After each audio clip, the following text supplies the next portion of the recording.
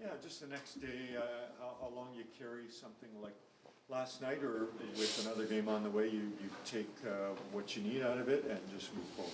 Yeah, you try and move forward as soon as possible, and that's easier said than done. I think just seeing everyone around, we're holding on to it a little bit longer, and um, you know, it's disappointing being up two in the third period and not getting in the full 2 points, and yeah, but opportunity for us to learn things that we need to do better, and it's a long season, but we need to just find our game and work on the things that we need to address. Just kind of touching on it a little bit, but with half a day's reflection or whatever, do you feel like it's better, it's worse? What do you feel about the overall kind of way that game ended up going down, I guess? I think both the same. Watching the video and seeing what happened there.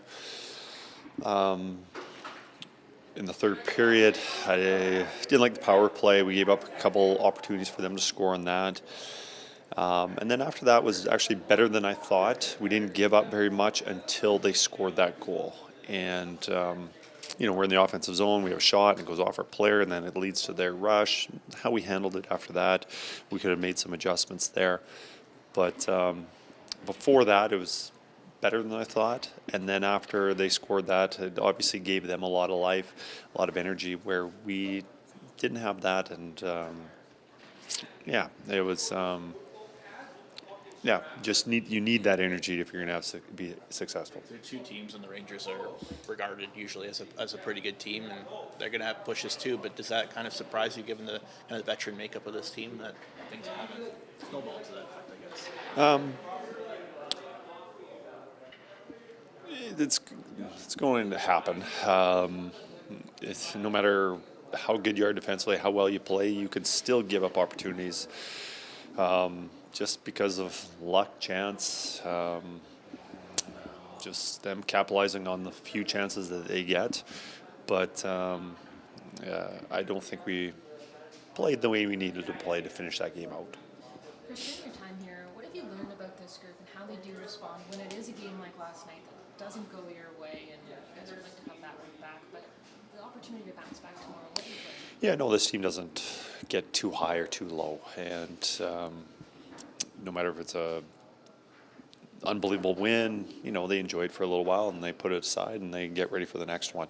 They're very businesslike, and some heartbreaking losses, no matter it's overtime, playoffs, all that thing, or regular season, just not showing up and having a bad performance.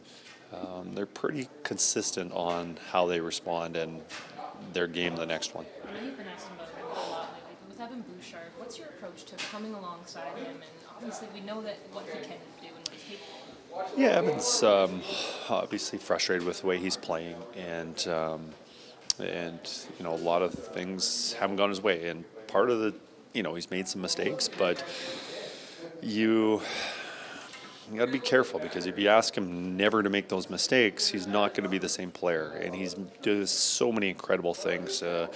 Generate offense, breaking the puck out and making plays and getting it into our offensive players' hands. But right now he's feeling it, not having as much confidence as he usually does. And so I think it's just about simplifying, making his play a little bit quicker, faster, moving his feet. It just opens up opportunities or options for him the more he's moving. So, I know he'll bounce back. Evan always has. He's had some bad things happen to him, but he's always responded and come and played very well after that. Can you explain your rationale for conducting practice the way you did today, and what you felt you got accomplished in doing that? Well, our guys have been, we've played a lot of hockey.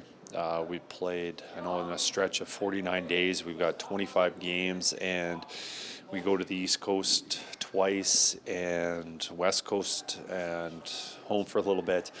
And, and just with the amount of travel games that we play in, our high-minute guys would benefit very little being on the ice today. I think they'd benefit much more on having the time off and recovering.